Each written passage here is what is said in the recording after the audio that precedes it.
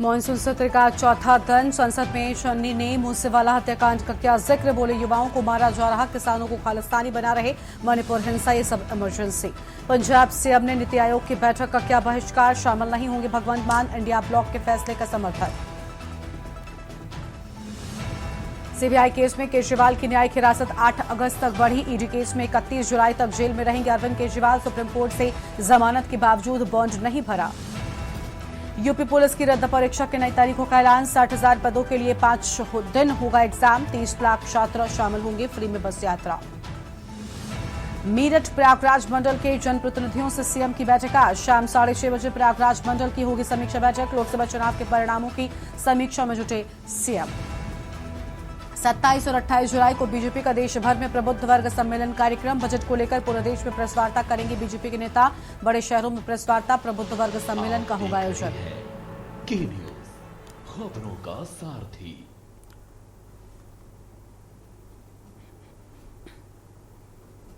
नमस्कार, देश की बात में आप सभी का स्वागत है। मैं हूं आपके साथ गरिमा वाजपेयी और दिल्ली से बड़ी जानकारी आपको हम बताते हैं, जहां 27 और 28 जुलाई को बीजेपी का कार्यक्रम होगा और बजट को लेकर पूरे देश में प्रेस वार्ता करेंगे बीजेपी के नेता। बड़ी जानकारी आपको हम बता दें, बड़े शहरों में प्रेस वार्ता, प्रबुद्ध वर्ग सम्मेलन का आयोजन। पार्टी और एनडीए के तमाम बड़े नेता देश भर में प्रवास करेंगे। जयंत चौधरी मेरठ, अजय टमटा प्रयागराज में प्रवास करेंगे। बीएल वर्मा कानपुर, अरुण सिंह वाराणसी में करेंगे प्रवास और कीर्तिवर्धन सिंह झांसी, पंकज चौधरी गोरखपुर में रहेंगे। नित्यानंद राय देहरादून, दुष्यंत गौतम हरिद्वार पर रहेंगे। बड़ी जानकारी आपको हम बता रहे थे। और फिलहाल एक छोटे से ब्रेक के लिए आप रुकते हैं। ब्रेक के बाद खबरों का सिलसिला जारी रहेगा। आप देख रहे हैं की न्यूज़, खबरों का सारथी। ब्रेक के बाद आप सभी का स्वागत है और अब आगे बढ़ते हैं खबरों की ओर और अगली खबर का रुख कर लेते हैं। अगली बड़ी जानकारी आपको हम दिल्ली से बताते हैं, जहां पर अरविंद केजरीवाल की न्यायिक हिरासत 8 अगस्त तक बढ़ी है। दिल्ली के राउज एवेन्यू कोर्ट ने न्यायिक हिरासत बढ़ाई है और तिहाड़ जेल से वीडियो कॉन्फ्रेंसिंग से जुड़े थे अरविंद केजरीवाल। दिल्ली के राउज एवेन्यू कोर्ट ने न्यायिक हिरासत को बढ़ा दिया है। बड़ी जानकारी आपको हम बता रहे हैं, दिल्ली के राउज एवेन्यू कोर्ट ने न्यायिक हिरासत को बढ़ाया है। अहम खबर दिल्ली से सामने आई। वीडियो कॉन्फ्रेंसिंग से जुड़े थे दिल्ली के मुख्यमंत्री अरविंद केजरीवाल। तो ये बड़ी जानकारी दिल्ली से आपको हम बता रहे हैं, जहां पर केजरीवाल की न्यायिक हिरासत 8 अगस्त तक बढ़ाई गई है। और इस बीच एक और बड़ी जानकारी दिल्ली से ही सामने आ रही है, उसका रुख कर लेते हैं।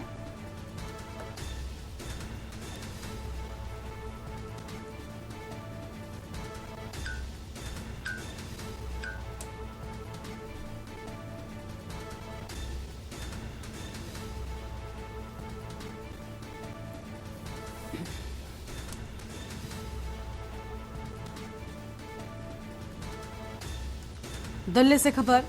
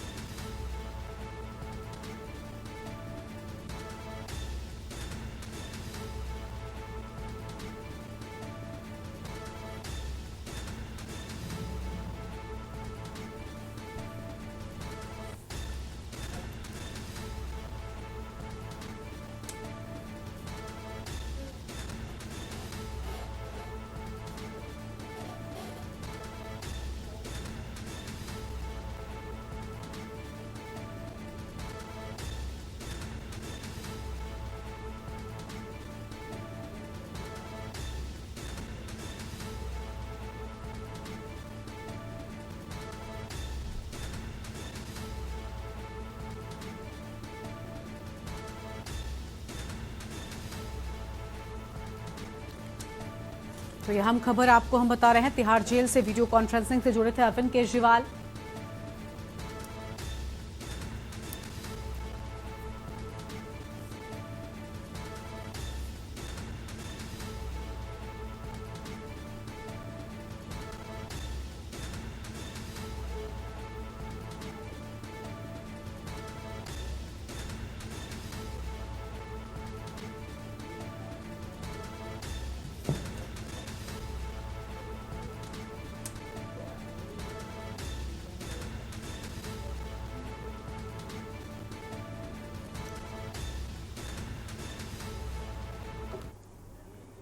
दिल्ली से खबर, जहां टीएमसी सांसदों की बैठक लेंगे सीएम ममता बनर्जी। कुछ ही देर में सांसदों की बैठक होगी शुरू और बंदोपाध्याय ने बैठक की जानकारी दी है। बैठक में कई अहम मुद्दों पर भी चर्चा होगी। बड़ी जानकारी आपको हम बता रहे हैं, जहां पर कई अहम मुद्दों पर चर्चा के बाद सामने आई है। सांसद सुदीप बंदोपाध्याय ने बैठक की जानकारी दी है।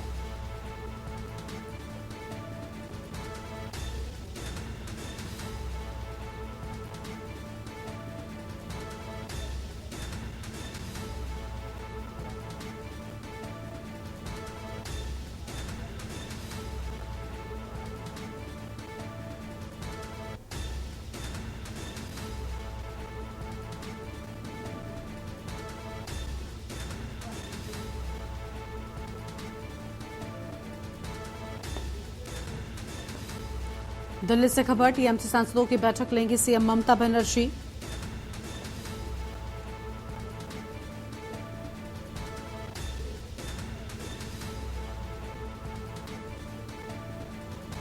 सांसद की ओर से जानकारी और बैठक में कई अहम मुद्दों पर भी चर्चा होगी। बड़ी जानकारी आपको हम बता रहे हैं।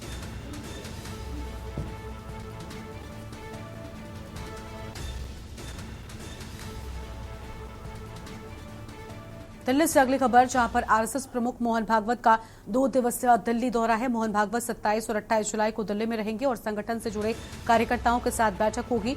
27 और 28 जुलाई को दिल्ली में रहेंगे मोहन भागवत। बड़ी जानकारी आपको हम बता रहे हैं।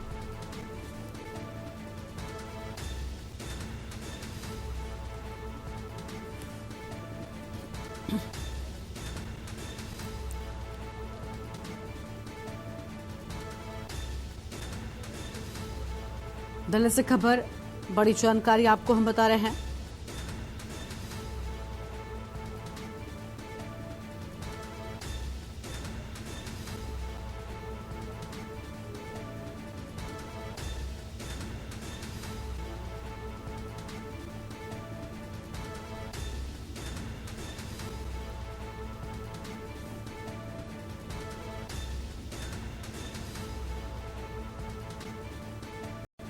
मोहन भागवत 27 और 28 जुलाई को दिल्ली में रहेंगे। ये बड़ी खबर सामने आई है। संगठन से जुड़े कार्यकर्ताओं के साथ बैठक भी करेंगे।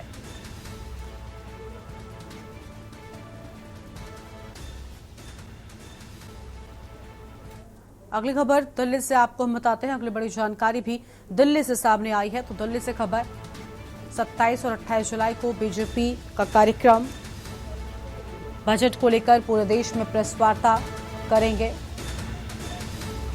और बड़े शहरों में प्रेस वार्ता, प्रबुद्ध वर्ग सम्मेलन का आयोजन किए जाने की बात सामने आई है। बड़ी जानकारी आपको हम बता रहे हैं। पार्टी और एनडीए के तमाम बड़े नेता देश भर में प्रवास करेंगे।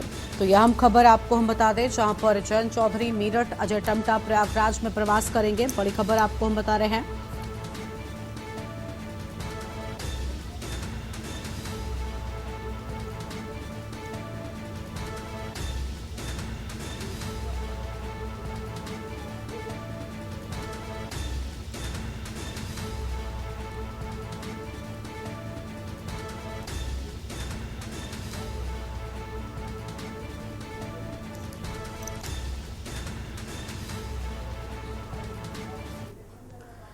मोहन सरकार इन झोलाछाप डॉक्टरों को लेकर एक्शन मोड पर आ गई है। मुख्यमंत्री डॉक्टर मोहन यादव ने प्रदेश के सभी कलेक्टरों और सीएमएचओ को फर्जी डॉक्टरों के खिलाफ कार्रवाई करने के निर्देश भी दे दिए हैं। प्रदेश में सक्रिय ऐसे सभी डॉक्टर्स की सूची बनाकर उनके खिलाफ कार्रवाई की जाएगी। तो वहीं डिंडोरी जिले में लगातार झोलाछाप डॉक्टरों पर ताबड़तोड़ कार्रवाई की जा रही है। डिंडोरी नगर में कुछ दिन पहले 2 झोलाछाप डॉक्टरों की क्लिनिक को सील कर दिया गया था। तो वहीं एसडीएम रामबाबू दिवांगन, तहसीलदार समनापुर, बीएमओ एवं थाना प्रभारी समनापुर की संयुक्त कार्रवाई से रमन विश्वास की संचालित क्लिनिक की शिकायत मिलने पर एसडीएम के निर्देश पर क्लिनिक को सील किया गया है।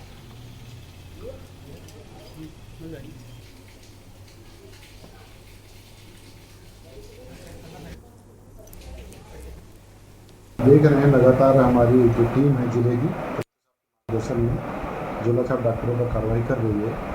आज ब्लॉक समनापुर हेडक्वार्टर में मेरे द्वारा पहुंचकर निर्देशित किया गया हमारी टीम को, जिसमें बीएमओ के डॉक्टरों की टीम और नया तहसीलदार तथा थाना प्रभारी समनापुर, ये सभी लोग रमन विश्वास उनके द्वारा क्लिनिक का संचालन किया जाता है। वहाँ पर जाकर जांच की गई और जांच में पाया गया कि उनके द्वारा अवैध रूप से क्लिनिक का संचालन किया जा रहा है। उनके पास क्लिनिक का संचालन संबंधी कोई भी दस्तावेज नहीं पाया गया है। इसके साथ साथ उनके घर के कैंपस में मेडिकल स्टोर भी संचालित है। क्योंकि मेडिकल स्टोर संचालन के संबंध के दस्तावेज थे, इसलिए हमारे द्वारा उनको सील नहीं किया गया। और अगली खबर है गुरुग्राम से, जहां पर 5 साल का मासूम मेवांश अपनी दादी के साथ सोसाइटी में ही बने स्विमिंग पूल में नहाने के लिए गया था। मेवांश कब पैर फिसल जाने के चलते गहराई में चला गया, जिससे स्विमिंग पूल के गहरे पानी में वो डूब गया। स्विमिंग पूल में तैर रहे दूसरे बच्चों ने यह घटना देखी तो उसकी जानकारी बाहर लोगों को दी, जिसके बाद मौके पर लाइफ गार्ड और सुरक्षाकर्मी पहुंचे, लेकिन तब तक देर हो गई थी। मासूम की डूबने से मौत हो गई। फिलहाल सोसाइटी की RWUA की तरफ से आरोप लगाया गया है कि स्विमिंग पूल में इससे पहले भी इस तरह की लापरवाही की गई है, जिसकी शिकायत सोसाइटी के प्रबंधक अधिकारियों को दी गई, लेकिन उसके बावजूद कोई कदम नहीं उठाया गया। उसी का नतीजा है कि आज एक मासूम की दर्दनाक मौत हो गई है।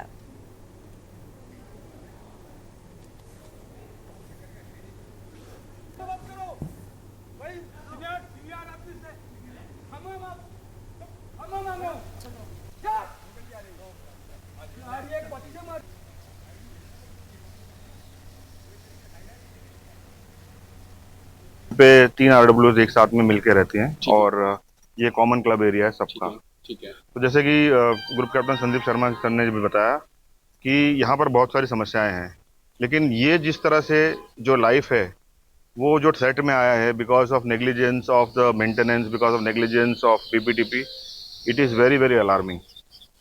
हमारे घर का बच्चा, हमारे सोसाइटी का बच्चा, हमारे घर का बच्चा है और उसको न्याय दिलाना है पूरी तरह से, और साथ साथ में हमको इंश्योर करना है कि स्ट्रिक्ट से स्ट्रिक्ट एक्शन लिया जाए। बच्चे का नाम क्या था? बच्चे का नाम मुझे मेवांश। क्या उम्र रही होगी? लगभग 5 साल का बच्चा। 5 साल की। जी देखिए, बहुत ही दुखद दुर्घटना हुई है। एक छोटा बच्चा 5 साल का, सिर्फ 5 साल का, उसकी इस बड़े स्विमिंग पूल में डेथ हो गई है और 3 या 4 लाइफ गार्ड थे, उनकी होने के बावजूद भी ये घटना घटी है। तो आप इमेजिन कर सकते हो कि किस तरह की लापरवाही से काम होता है इस सोसाइटी में। अंडर द गाइडेंस और miss guidance of BPTP private limited. BPTP और BPMS जो उसकी सिस्टर कंसर्न है, जो यहाँ सर्विस प्रोवाइड कर रही है, तो टोटली उनका इरेस्पॉन्सिबल एटीट्यूड है।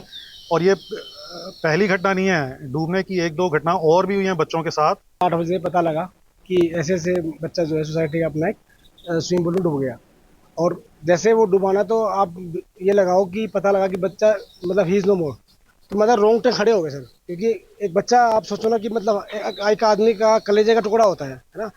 तो मतलब मैं से गाड़ी भी नहीं चलाई गई और मैं वहाँ से मतलब एम्बियंस मॉल की तरफ था, वहाँ से यहाँ तक आया और हालत बहुत टाइट हो गई, बहुत ख़राब हो गई, शिवरिंग हो रही थी। ठीक है, तो मैं यही कहना चाहता हूँ कि जिस तरीके से ये लोग सोसाइटी वाले मतलब लाइटली हमारे साथ खेल रहे हैं, मतलब इतना लाइट मैनेजमेंट मैंने अपने जीवन में आज तक नहीं देखा।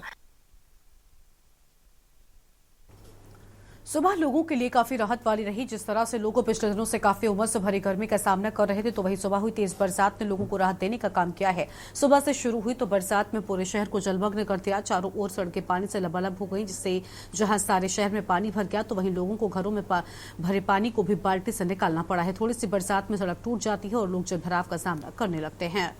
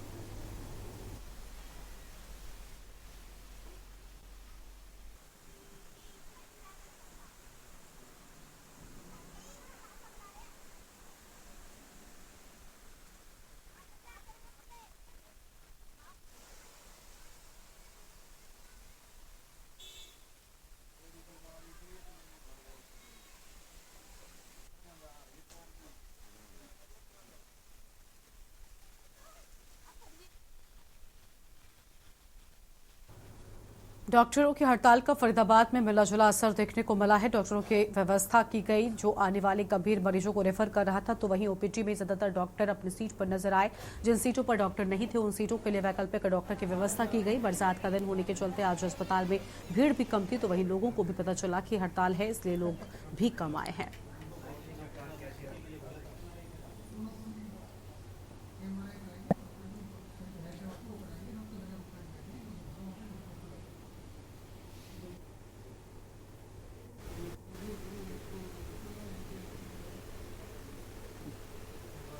आज डॉक्टरों ने हड़ताल का आह्वान किया था, लेकिन हमारे यहाँ पे व्यवस्था अच्छी तरह से चल रही है। सारी ओपीडी के अंदर डॉक्टर्स हैं और एब्सेंट डॉक्टर लगभग 30% हैं, ज़्यादातर 70% डॉक्टर हमारे प्रेजेंट हैं। हमारी पोस्टमार्टम व्यवस्था, इमरजेंसी व्यवस्था, लेबर रूम व्यवस्था और निक्यू व्यवस्था पूर्ण रूप से चल रही है। हमारे थोड़े बहुत जो डॉक्टरों की कमी है, उनको हमने डीएनबी के डॉक्टर हैं, एनएचएम के डॉक्टर और डिस्ट्रिक्ट रेजिडेंसी प्रोग्राम के तहत कार्य करने वाले डॉक्टरों को लगाकर व्यवस्था को दुरुस्त कर दिया है और लोगों को किसी भी तरह की परेशानी नहीं हो रही है और हम पूरी तरह से तैनात है और कार्य अच्छी तरह से चल रहा है। कार्य अच्छी तरह चल रहा है, लेकिन हम देख रहे थे कि कई जगह नए चेहरे नजर आ रहे हैं, जो रूटीन डॉक्टर्स हैं वो नहीं है, तो इंतजाम कहाँ से किया गया है? डिस्ट्रिक्ट रेजिडेंसी प्रोग्राम के अंदर डॉक्टर जो डिफरेंट मेडिकल कॉलेज से हमारे पास 3 महीने के लिए आते हैं, डीएनबी के डॉक्टर और एनएचएम के डॉक्टर जो हैं, उनको हमने वैकल्पिक व्यवस्था के तौर पर उनको लगाया है और वो पूर्ण रूप से कार्य संभाल रहे हैं। यूपी के बुलंदशहर जनपद के गांव औरंगाबाद अहीर में 1980 को जन्मे योगेंद्र यादव का 16 साल 5 महीने की उम्र में ही आर्मी में सिलेक्शन हो गया। योगेंद्र यादव ने महज 19 साल की उम्र में अदम साहस का ऐसा परिचय दिया कि देश उनको आज भी सलाम करता है। कारगिल युद्ध को 25 साल हो गए, लेकिन योगेंद्र यादव के परिजन आज भी 25 साल पुरानी कारगिल युद्ध की गाथा को नहीं भूलते। उन्होंने अपने लाडले पर गर्व है। उन्होंने देश के लिए अपनी जान की परवाह किए बगैर टाइगर हिल पर तिरंगा लहराकर फतेह हासिल की। योगेंद्र यादव के परिजनों ने कहा कि 25 जुलाई को कारगिल में कारगिल विजय दिवस मनाया जाएगा। इस कार्यक्रम में शामिल होने के लिए योगेंद्र यादव कारगिल गए हुए हैं।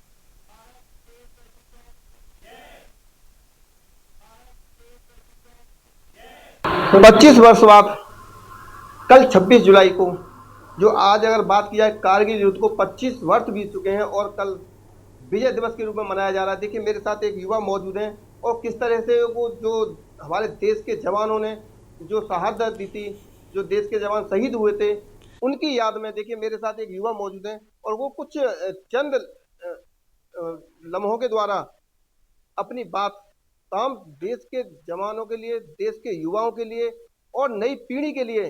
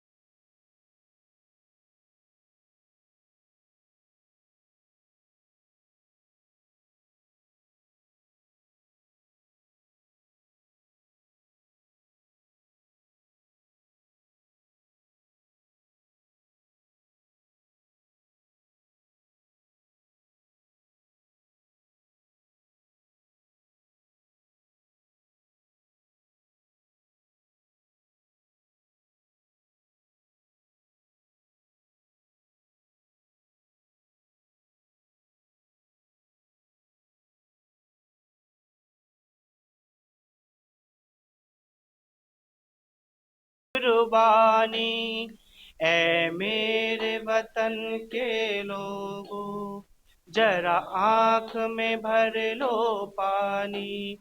जो शहीद हुए हैं उनकी जरा याद करो कुर्बानी। जय हिंद माता की जय, भारत माता की जय, भारत माता की जय, वंदे मातरम, वंदे मातरम, जय भारत। देखिए वाकई ये वो लाइन है जो देश के हर व्यक्ति को कहीं ना कहीं झकझोर देती हैं। और बाकी जो किसी ने कहा है बिल्कुल सही कहा है कि जननी जने तो शेर जन, या शायर या सूर, या ते तो बांझही बली और व्यर्थ गंवाया नूर। तो वाकई जो योगेंद्र यादव की जो माता हैं उन्होंने वाकई एक शेर को जन्म दिया है। और इसीलिए कहते हैं कि जननी जने तो शेर जन, या शायर या सूर, या से तो बांझही भली और व्यर्थ गंवाया नूर। हम भी योगेंद्र यादव के जो अदम साहस का उन्होंने परिचय दिया है उसके लिए सलाम करते हैं। और के न्यूज़ टीम के पूरे परिवार की तरफ से हम उनके लिए बार बार भारत माता की जय के साथ उन्हें बार बार धन्यवाद देते हैं और बार बार उनके लिए उनकी लंबी उम्र की कामना करते हैं। अनिल मीना, के न्यूज़ इंडिया, बुलंदशहर। और यहाँ पर एक छोटे से ब्रेक के लिए जा लौटेंगे। आप देख रहे हैं के न्यूज़, खबरों का सारथी। ब्रेक के बाद आप सभी का स्वागत है। सीतापुर के परमवीर विजेता कैप्टन मनोज पांडे की जन्मस्थली सीतापुर के एक छोटे से गांव रूठा में थी और जिनका जन्म 1975 को एक साधारण से परिवार में हुआ था। बचपन के कुछ साल मनोज पांडे ने अपने गांव में ही बिताए, लेकिन इसके बाद परिवार लखनऊ में शिफ्ट हो गया। उनका दाखिला सैनिक स्कूल में कराया गया था और कारगिल दिवस के मौके पर एक बार फिर से उन्हें याद किया जा रहा है और उनका परिवार एक बार फिर से गाँव पहुंचा है।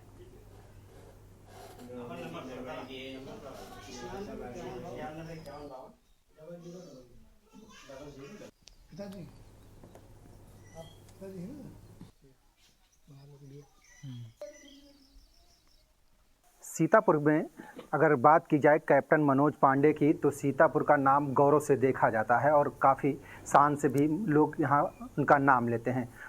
आपको बताते चले कि 3 जुलाई 1999 को कारगिल युद्ध हुआ, जहाँ पर कैप्टन मनोज पांडे ने पाकिस्तान के छक्के छुड़ा दिए थे और उसमें 3 बंकरों को ध्वस्त कर दिया था और उसी में शहीद हो गए थे, जिसके बाद मरणोपरांत उन्हें परमवीर चक्र से भी नवाजा गया। उनके हम परिवार में पहुँचे हैं और उनके घर पर पहुँचे हैं।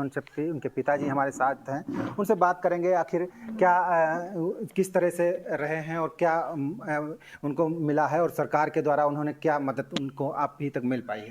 दादा, जब से ये हो तब से आपको क्या मदद मिल पाई है सरकार की तरफ से? मदद भैया सरकार से तो मिली है, गैस एजेंसी मिली है और यहाँ भी जो पार्क वार्क बन गई हैं। हाँ, इसके अलावा कहीं आप जब कभी गए हों बाहर, मतलब कभी कोई अधिकारी को, हाँ, तो कोई सम्मान से नवाजा गया हो आपको? जी हाँ, सम्मान से भी नवाजा गया है। डीएम साहब भी आते हैं। हाँ। यहाँ 15 अगस्त को आते हैं, 26 जनवरी को आते हैं, तो उससे जो है सबको सम्मानित भी करते हैं।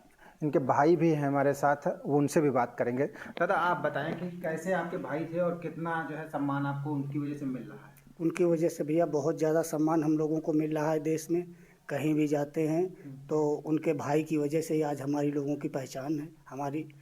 और लखनऊ में भी उनके नाम से मूर्ति वगैरह गोमती नगर चौराहे पे लगी हुई है, सीतापुर में भी उनकी प्रतिमा लगी है और कैंट में भी उनकी प्रतिमा लगी हैं, कई जगह उनकी प्रतिमाएं लगी हुई हैं।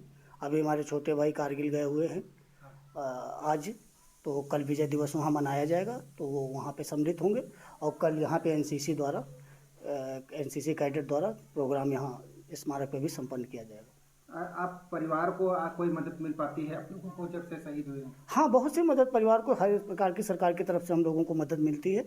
कहीं भी कोई चीज़ की ज़रूरत होती तो हमेशा शासन प्रशासन खड़ा रहता हम लोगों के साथ में। अच्छा, जो अटल जी की सरकार थी उसमें कारगिल जो शहीद होते थे उनको घर तक व्यवस्था थी सिर्फ अच्छी पहुँचाने की, लेकिन अब इस जो अग्निवीर योजना है इसको कैसे आप देखते हैं?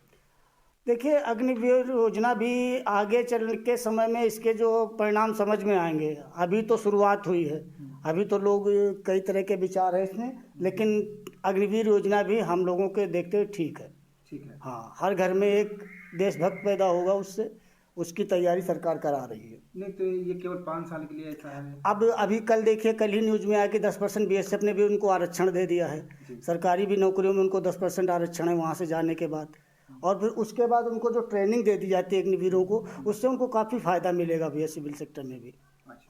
तो ये हमारे साथ परिवार के सभी लोग थे, भाई थे, उनके पिताजी भी थे, जिनका साफ तौर पर कहना है कि जो है उनकी वजह से काफ़ी मदद मिली और इन्हें एजेंसी भी मिली है, पेट्रोल पंप भी मिला है। और ये परिवार अब यहाँ गांव में है, रूढ़ा गांव है सीतापुर का, जहाँ पर ये सभी लोग रहते हैं और इनका एक आवास लखनऊ में भी किया गया है। सीतापुर से अबरार अली, के न्यूज़ इंडिया। सीतापुर के नाम अगर लेते हैं तो कैप्टन मनोज पांडे का जरूर नाम आता है। हम उनके जन्मस्थली पर खड़े हैं और वहीं पर बात करेंगे। यहाँ पर आपको बताना चाहेंगे कि इनका जन्म 25 जून 1975 को हुआ था और उसके बाद से ही इनका पालन पोषण से सीतापुर के रूढ़ा गांव में हुआ। उसके बाद इनका परिवार जो है लखनऊ शिफ्ट हो गया और उन्होंने यहाँ पर पढ़ाई की लखनऊ में, और उसके बाद उन्हें आर्मी ज्वाइन कर ली। बताया जा रहा है काफ़ी उत्साही से और सुबह ही जल्दी उठ जाते थे और काम पर लग जाते थे, लेकिन पहले से देशभक्ति उनके में भरी हुई थी। इसी को लेकर जो है जब वो पाकिस्तान से कारगिल युद्ध हुआ तो उन्होंने अपनी जाबाजी दिखाई और काफ़ी बंकरों को ध्वस्त कर दिया, जिसमें वो शहीद हो गए थे। अब उनका जो है आज कारगिल के युद्ध है, विजय दिवस मनाया जाता है, तो ऐसे में उनके गांव में लोग पहुंचते हैं और उन्हें श्रद्धांजलि भी आज भी दे रहे हैं। सीतापुर से अबरार अली, के न्यूज़ इंडिया। कारगिल विजय दिवस की 25वीं वर्षगांठ से पहले गोरखा राइफल्स के राइफलमैन सुनील जंग की शहादत देश याद कर रहा है। शहीद सुनील जंग की मां बीना महंत का कहना है कि देश की सेवा में बेटे की शहादत पर उन्हें गर्व है। ये रिपोर्ट देखिए। कारगिल विजय दिवस की 25वीं वर्षगांठ से पहले गोरखा राइफल्स के राइफलमैन सुनील जंग की शहादत देश याद कर रहा है। शहीद सुनील जंग की मां बीना महंत का कहना है कि देश सेवा में बेटे की शहादत पर उन्हें गर्व है। परिवार में हम लोग को भी कहता था, मम्मी आपका तो नाम इतना अच्छा मैं रखूंगा, आपका नाम बना के रखूंगा। तो मैं सोचती थी तो पढ़ा लिखा ही है, चलो ठीक है कुछ बन जा तो अच्छा ही होगा, तेरे नाम से हमें भी जान जाएंगे। लेकिन मुझे क्या पता थी कि वो इस तरीक़ा से हमारा नाम रखेगा, नहीं तो हम लोग का पहचान क्या थी। हम लोग को तो उसने तो नीचे से ज़मीन से उठा के हमें आसमान में पहुंचा दिया। आज जगह जगह घर घर बच्चे बच्चे सुनील जंग के नाम से जानते हैं। खुशी तो बहुत होती है कि उन्होंने जो अपने देश के लिए इतना बलिदान दिया और आज उन्हीं के द्वारा है ना, उन्हीं के थ्रू आज हम लोग को जाना जाता है। जैसे अभी हम लोग सबको पता है कि इस बार हम 25 ईयर्स मना रहे, सिल्वर जुबली उसका मना रहे, तो भैया के नाम के थ्रू हमको जाना जा रहा है, तो इससे बड़ी और खुशी की बात क्या हो सकती है। और रही बात भैया की, तो वो कोई ऐसा एक दिन नहीं जहाँ हम भैया को याद ना करें। वो भैया का हर एक बात, हर एक चीज़ है ना, हर मोमेंट हम उसको फील करते, हम भैया को याद करते और हमेशा ज़िंदगी भर याद ही करेंगे। और आज खुशी आज इस बात की है कि आज 25 साल तक होने के उसमें भी तो भैया के थ्रू आज हम सबको याद किया जा रहा है। सुनील जंग का परिवार 3 पीढ़ियों से देश की रक्षा कर रहा है। शहीद सुनील की मां उनके बचपन की एक घटना को याद करते हुए कहती हैं कि वे छोटी उम्र से ही सेना में जाने की इच्छा रखते थे। एक बार हम लोग उड़ीसा में थे तो इसने कहा था फैंसी ड्रेस में मैं अपने देश के लिए खून का एक एक कतरा बहाऊंगा।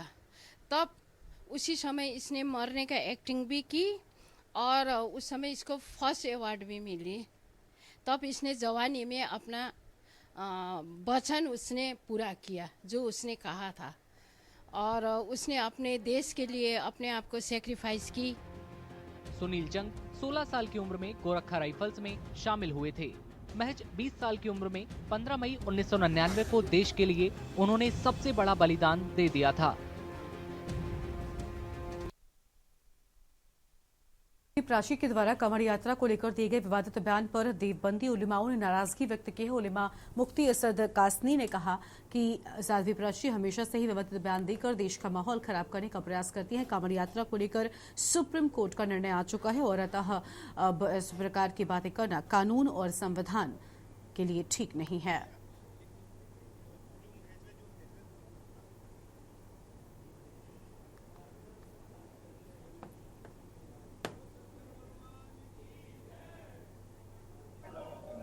मुझे तो बड़ा अफसोस होता है क्या इस बात का मिलाड इस देश को जवाब दे सकते हैं। हज करने दूसरे धर्म के लोग नहीं जा सकते, वहां पर अपना कोई रोजगार, चाय की दुकान तक नहीं खोल सकते। ये जो सेक्युलरवादी बड़े बड़े लीडर आज बहुत मुखालफत कर रहे हैं ना, योगी जी का फैसला, भारतीय जनता पार्टी की सरकार का फैसला बहुत अच्छा रहा है और ये होना चाहिए। बुर्का और हिजाब पहन करके कॉलेज जा सकती है, अपनी दुकानों पर आखिर क्यों नाम नहीं लिख सकते? बिस्मिल्लाहिर्रहमानिर्रहीम। देखिए, जब सुप्रीम कोर्ट का आदेश आ चुका और सुप्रीम कोर्ट ने अपना फैसला सुना दिया, तो उसके बाद में किसी को कोई बयान देने का या कोई विवादित बयान देने का हक नहीं बनता। जब सुप्रीम कोर्ट फैसला कर चुका है, सुप्रीम कोर्ट फैसला सुना चुका है, उसके बावजूद भी ऐसे विवादित बयान देना मैं इसको गैर मुनासिब समझता हूँ। इससे मुल्क का माहौल ख़राब होता है, आपसी भाईचारे के अंदर दरार पैदा होती है, नफरत का माहौल पैदा होता है। देखिए, मैंने पहले भी कहा था कि कोई भी धर्म गुरु हो, किसी भी ज़ात और मज़हब का धर्म गुरु हो, उसको ऐसा संदेश, ऐसा पैगाम देना चाहिए जिससे मुल्क के अंदर अमन व अमान हो, शांति हो, भाईचारा हो, आपस में जो है प्यार मोहब्बत पैदा हो। इससे हमारा मुल्क तरक्की करे। फर्रुखाबाद जनपद के कस्बा कामगंज स्थित के चर्चित तंबाकू व्यापारी के नगर एवं आसपास स्थित कई तंबाकू प्रतिष्ठानों एवं गोदामों पर जीएसटी चोरी पकड़ने हेतु केंद्रीय माल एवं सेवा कर सूचना निदेशालय डीजीजीआई के तमाम अधिकारियों के लगभग 1 दर्जन लग्जरी गाड़ियों से पहुंचते ही कामगंज के तंबाकू व्यापारियों में हड़कंप मच गया। छापेमारी की भनक लगते ही अधिकारियों के पहुंचने से पहले ही उच्च चर्चित तंबाकू व्यापारी अपने सभी प्रतिष्ठान एवं गोदामों में ताला लगाकर गायब हो गया।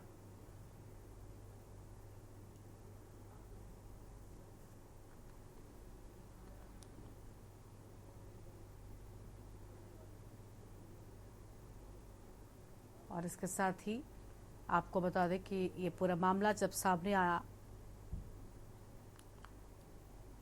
तो व्यापारियों में हड़कंप मचा।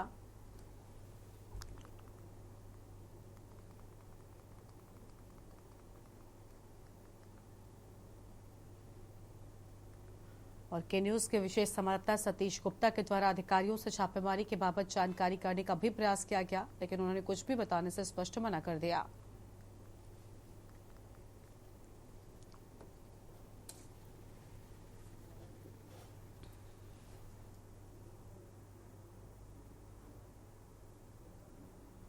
गोंडा में हुए ट्रेन हादसे में नया मोड़ आया है। लापता यात्री रामधन की तलाश के लिए संयुक्त टीम बना दी गई है और 9 अधिकारियों के साथ 70 अफसर और कर्मचारियों की ड्यूटी भी लगाए जाने की बात सामने आई है।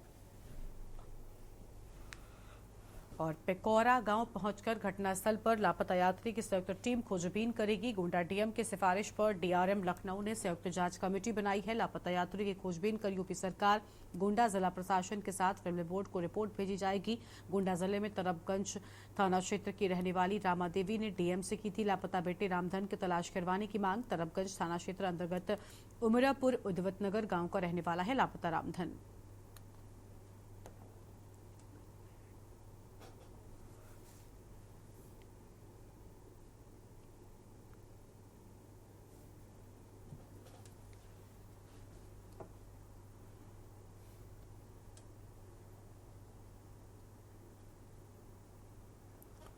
खबर अमरोहा से है, जहां पर हसनपुर नगर के घर के इकलौते बेटे की छत के जाल से गिरकर मौत होने से परिवार में कोहराम मच गया।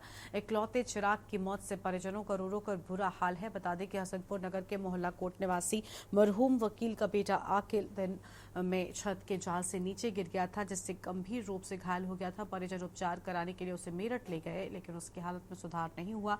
उपचार के दौरान उसकी जान चली गई।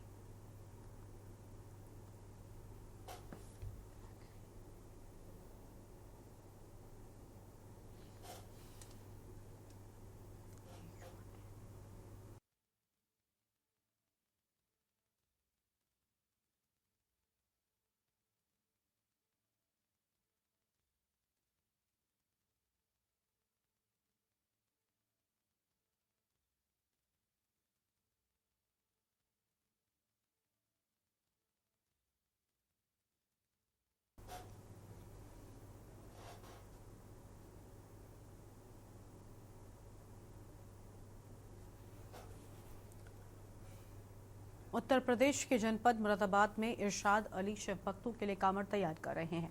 इरशाद ने मीडिया से बात करते हुए कहा कि सबसे पहले कांवड़ शिव भक्तों के लिए उनके द्वारा बनाई गई थी। 4 पीढ़ियों से वो काम कर रहे हैं और शिव भक्तों को मुनासिब दामों में कांवड़ देते हैं। इरशाद ने कहा कि उनके आसपास के लोग भी उन्हें सहयोग करते हैं और कोई भी इससे ऐतराज नहीं करता। उनकी कांवड़ शिव भक्त हरिद्वार ब्रज घाट लेकर जाते हैं और वहां से जल लाकर मंदिरों में जलाभिषेक भी करते हैं।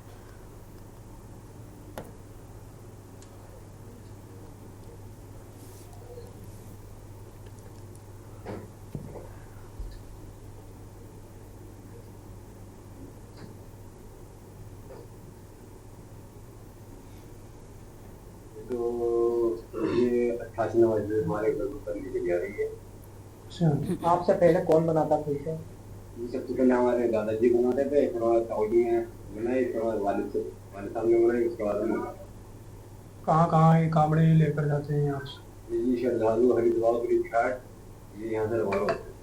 कितने रुपए से कितने रुपए तक की आप ये बनाते हैं? जी इसकी तो मिनिमम 151 से 180 तक होता है, और बाकी जैसे ऑर्डर के हिसाब से होती है, जैसे श्रद्धालु की चॉइस होती है। इसे आप बनाने के लिए इसका मटेरियल कहाँ से लाते हैं और कोई किस तरह की आपको किस चीज से बनाया जाता है? जी केवल सिर्फ बांस से ही बनाया जाता है। मैं सिर्फ बाहर भी बांस लाता हूँ, बांस लाने वाले सारा सारा काम मेरे को। दिल्ली के पटेल नगर में यूपीएससी की तैयारी कर रहे छात्र की मौत के बाद गाजीपुर से उनके माता पिता के साथ ही अन्य परिजन दिल्ली रवाना हुए। मृतक गाजीपुर के देवरिया गांव के रहने वाले थे। यहां उनकी दादी, चाचा और चचेरे भाई मौजूद थे, जिन्होंने इस घटना के बारे में बेहद दुखद माहौल में बात करते हुए दिल्ली सरकार की व्यवस्था को दोषी बताया। मीडिया से बातचीत में दादी और चाचा ने कहा कि मृतक नीलेश राय बेहद होनहार और मेधावी छात्र था और 2 बहनों के बीच में इकलौता भाई था। वो यूपीएससी के प्रीलिम्स परीक्षा पास कर चुका था, लेकिन ये दुखद हादसा हो गया। बीटेक करने के बाद दिल्ली में पटेल नगर में किराए के मकान में रहकर प्राइवेट जॉब के साथ ही तैयारी भी कर रहा था।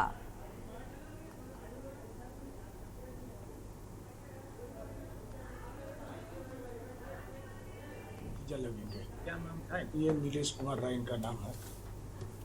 पिताजी नरेंद्र राय एडवोकेट हैं जवानिया में। माताजी उनकी नीलम राय टीचर हैं जवानिया महिला स्कूल में। क्या हुआ है? घटना क्या?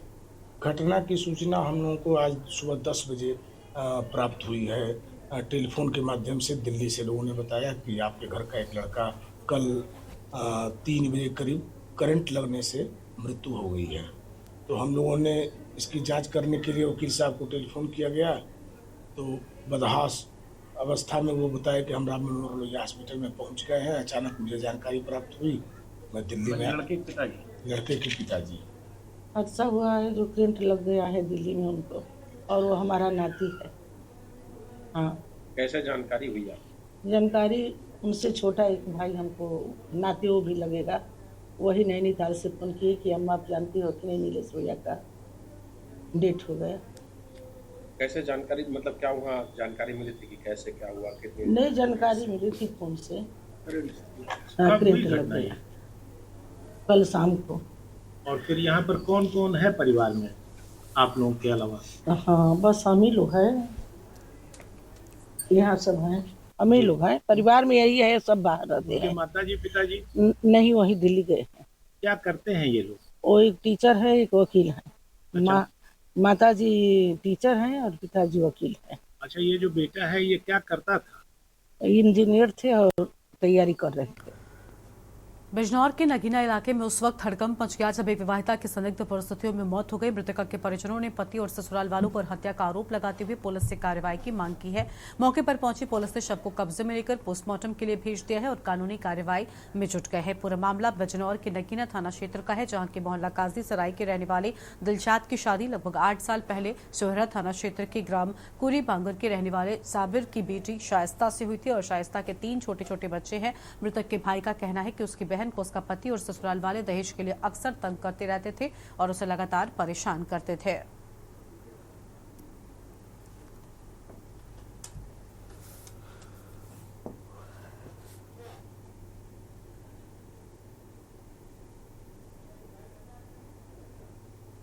यहाँ से फोन गया था, हमारी बहन की शादी हुई हुई है नगीना काजी सराय मोहल्ले में। किससे शादी हुई भी है? दिलशाद से। फिर क्या हुआ आज? तो दिलशाद का फ़ोन आया जी हमारे पास है ना, वो आ जाओ यहाँ, तुम्हारी बहन का अटैक वटैक कुछ हो गया ऐसा। फिर आपने आके क्या देखा? तो हमने यहाँ देखा तो साहब कोई हॉस्पिटल में नहीं, कुछ नहीं, तो यहाँ पे हमारी बहन मरत पड़ी थी। घर पर? हाँ जी, घर पर ही मिली है। कितने समय पहले शादी हुई थी इनकी? ये करीबन 7-8 साल हो गए, 2016 में हुई थी साहब। कितने बच्चे हैं इनके? 3 बच्चे हैं। बेटा कितना है, बेटी कितनी है? बेटा 1 है, बेटी 2 है। क्या इनका कोई लड़ाई झगड़ा रहता था आपस में? हाँ जी, लड़ाई झगड़ा इनका नहीं था, लेकिन जो है ये परेशान करते रहते थे हमारी बहन। किस चीज़ को लेकर परेशान करते थे? ये सही वही दहेज वहेज को लेकर, पर इनका जो है लड़के का भाई है इनका, मेरी बहन का देवर आफ्ताब, वो क्या करता है? वो भी परेशान, मारपीट भी करी है उसने 1-2 बार। पीलीभीत के सीएमओ आलोक कुमार ने भले ही बगैर डिग्री के अवैध रूप से प्रैक्टिस करने वाले झोलाछाप डॉक्टरों के खिलाफ जिले में धरपकड़ अभियान चलाकर दुकानों को सीज कराया हो, मगर फिर भी जिले में बड़ी संख्या में झोलाछाप डॉक्टरों का मकड़जाल फैला हुआ है। यहाँ की दुकानों पर डिग्री न होने का कारण बताओ नोटिस चस्पा होने के बावजूद भी झोलाछाप डॉक्टर रात के अंधेरे में दुकान के बाहर दवाइयां बेचते देखा गया। वहीं पीलीभीत के सीएमओ आलोक कुमार का कहना है कि उनके द्वारा समय समय पर स्वास्थ्य विभाग की टीम से चेकिंग कराई जा रही है। बगैर डिग्री के अस्पताल संचालित करने वालों के खिलाफ वैधानिक कार्रवाई कराई जा रही है।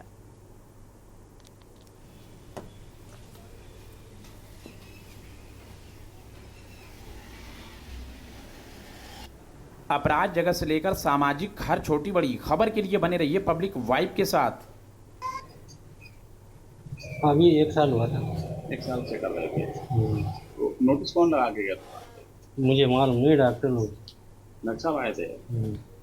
तो आप प्रैक्टिस यहाँ पे किस तरह से कर रहे थे? ऐसे कर रहे थे सर, जाड़े बुखार की दवा हुआ कर रहे थे।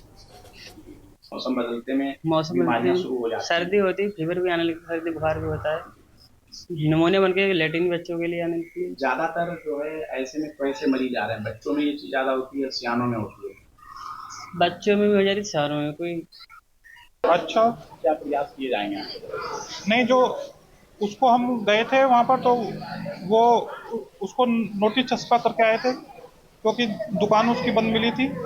यदि वो दोबारा खुला पाया जाता है तो उस पर कार्रवाई कराई जाएगी और उसको सील कर दिया जाएगा। यहाँ पर तो फीवर के ज़्यादा आ रहे हैं इस टाइम पे, मलेरिया वगैरह हो रखा है, टाइफाइड वगैरह इस तरह से किया जाता है। हम यहाँ पर तो अभी हमें 6-7 महीने हुए, लेकिन पहले हम बीसलपुर में 1 साल सेवा की है।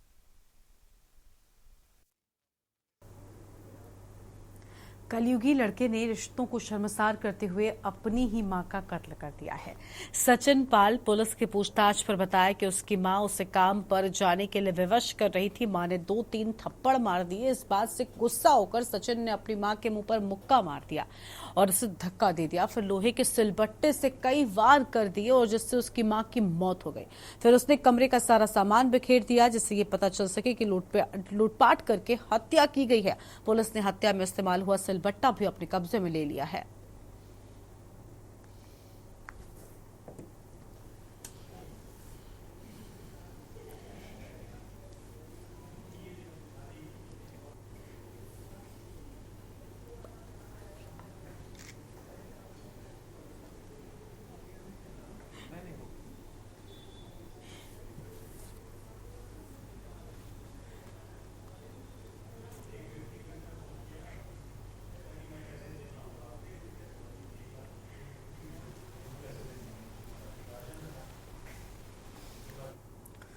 अगली खबर कानपुर से है, जहां पर मोदी सरकार का तीसरा आम बजट वित्त मंत्री निर्मला सीतारमण ने पेश किया था। बजट को लेकर के न्यूज की टीम ने कानपुर के व्यापारियों और आम नागरिकों से बातचीत की।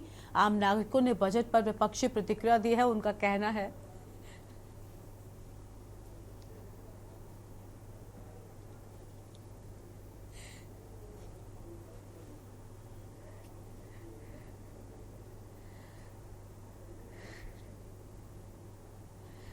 देखिए प्रतिक्रियाएं सामने आई है। उनका कहना है कि युवाओं के लिए सरकार ने कोई अच्छी नीति नहीं बनाई और रोजाना उपयोग वाली चीजों की दरों में भी कोई कमी नहीं की गई है। दूरसंचार के साधनों की दरों में इजाफा करना आम जनता की कमर तोड़ने के बराबर है।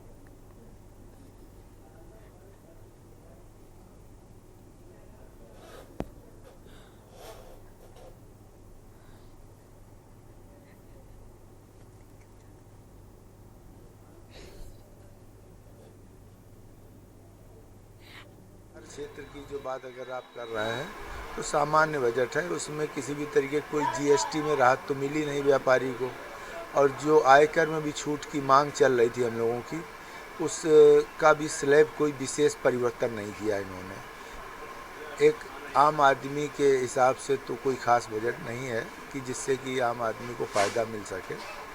कृषि में विशेष ध्यान दिया है तो कृषि का, ऑर्गेनिक खेती का किसानों को उसमें लाभ मिल सकता है। सराफा व्यवसायियों के लिए खुशी का बजट है।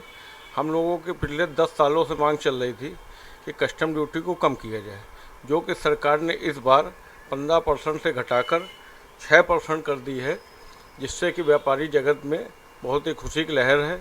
इस कस्टम ड्यूटी के कम होने से तस्करी पर बहुत ज़्यादा लगाम लगेगी। जो तस्करों को फ़ायदा होता था वो फ़ायदा अब नहीं मिलेगा, और पूर्ण रूप से एक किस्म से अगर देखा जाए तो तस्करी पूर्णतः बंद हो जाएगी। युवाओं के लिए कोई ऐसी स्कीम लाए हैं जिससे जो नई पीढ़ी आ रही है उसके लिए कोई एक नई दिशा दिख सके, उसको नई दशा दिख सके, जिसमें वो क्षेत्र में आगे बढ़ सके, जिस भी फील्ड में वो जाना चाहता है। और व्यापार में भी 1% की ढिलाई नहीं की गई। पेट्रोल और डीजल को जीएसटी में ना लाना सरकार की मंशा को जाहिर करता है कि सरकार सिर्फ जनता से ठगाही करना चाहती है, जनता से पैसे लेना चाहती है, करना कुछ नहीं चाहती है। सबसे ज़्यादा रेवेन्यू देने वाला प्रदेश महाराष्ट्र। कोई उस स्क्रैप व्यापार में कोई भी प्रभाव नहीं पड़ा है, जो पहले था वो अभी है। जो इस बार व्यापारियों की कौन सी मांग थी जो पूरी नहीं हो पाई? व्यापारी जीएसटी में स्लैब में बदलाव व्यापारी चाहते थे, जो कि बहुत विसंगतियाँ थी। दूसरी, व्यापारी पेंशन योजना के बारे में व्यापारी आस लगाए हुए थे, जो पूरी नहीं हुई है। तो इसके लिए क्या मांग की जाएगी दोबारा से? फिर दोबारा मांग करी जाएगी। हम लोगों का, व्यापारियों का कार्य है कि व्यापार सरकार से मांग करते रहेंगे।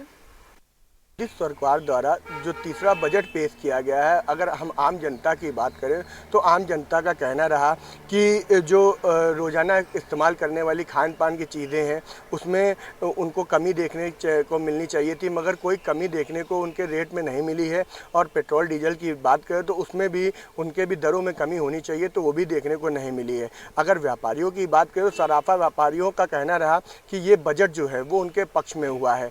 और वहीं किराना बाज़ार की बात करें तो उनका साफ तौर पे कहना लगा कि कोई भी बदलाव इस बार बजट में देखने को नहीं मिला है। हाँ, अगर स्क्रैप के व्यापारियों की बात करें तो उनका भी कहना रहा कि जो स्क्रैप जीएसटी स्लैब में बदलाव चाहते थे वो इस बार देखने को नहीं मिला। ये आगे भी इस मुद्दे को लेकर सरकार से बात करेंगे। कानपुर की न्यूज़ से शुभम मिश्रा की रिपोर्ट। सावन के पवित्र महीने में रामनगरी अयोध्या में भगवान सोने चांदी के झूलों में दर्शन दे रहे हैं। ज्यादातर जगहों पर झूलन महोत्सव सावन के 5वें दिन से शुरू होता है, लेकिन सीता माता की पूजा का मुख्य केंद्र माने जाने वाले रंग महल में ये सावन की शुरुआत से ही शुरू हो जाता है और रक्षाबंधन तक चलता है।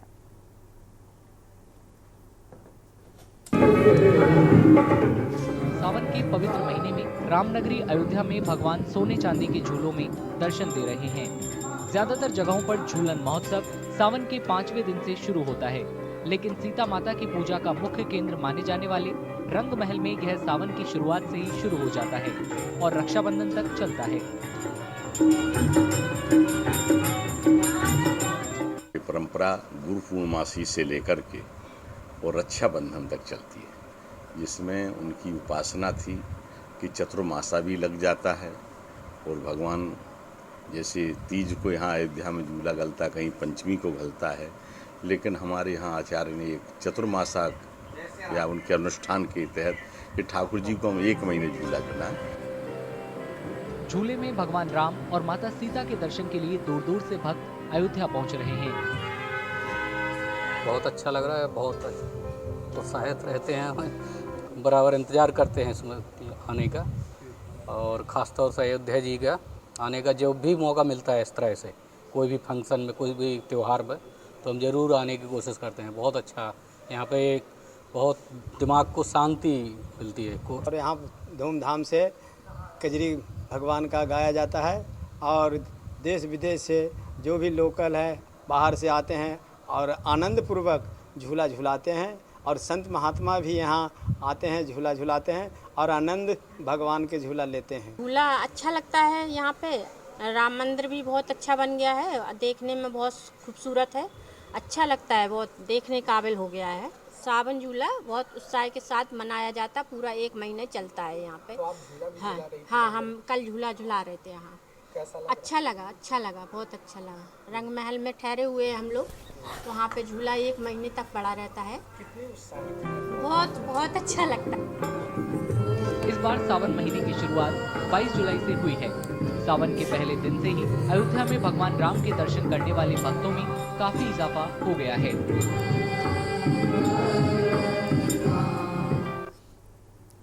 और देश की बात में फिलहाल इतना ही। तमाम खबरों के लिए आप देखते रहिए के न्यूज़ इंडिया। नमस्कार। आप देख रहे हैं के न्यूज़, खबरों का सारथी।